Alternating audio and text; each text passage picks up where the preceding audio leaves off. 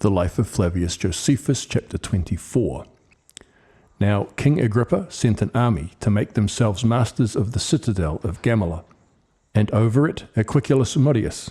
But the forces that were sent were not enow to encompass the citadel quite round, but lay before it in the open places and besieged it.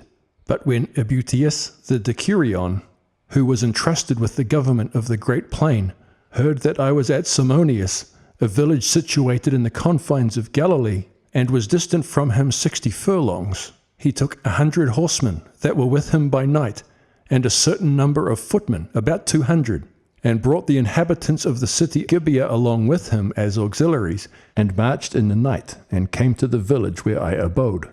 Upon this I pitched my camp over against him, which had a great number of forces in it. But Ebutius tried to draw us down into the plain, as greatly depending on his horsemen, but we would not come down.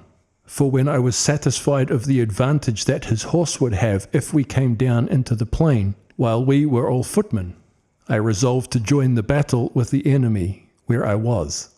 Now Ebutius and his party made a courageous opposition for some time, but when he saw that his horse were useless to him in that place, he retired back to the city Gibeah, having lost 3 of his men in the fight.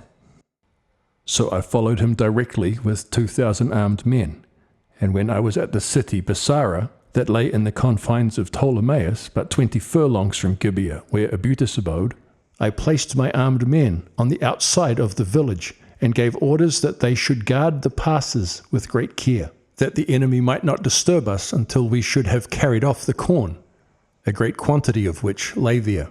It belonged to Bernice, the queen, and had been gathered together out of the neighboring villages into Bessara. So I loaded my camels and asses, a great number of which I had brought along with me, and sent the corn into Galilee. When I had done this, I offered Ebutius battle. But when he would not accept of the offer, for he was terrified at our readiness and courage, I altered my route, and marched toward Neapolitanus, because I had heard that the country about Tiberias was laid waste by him. This Neapolitanus was captain of a troop of horse, and had the custody of Scythopolis entrusted to his care by the enemy. And when I had hindered him from doing any further mischief to Tiberias, I set myself to make provision for the affairs of Galilee.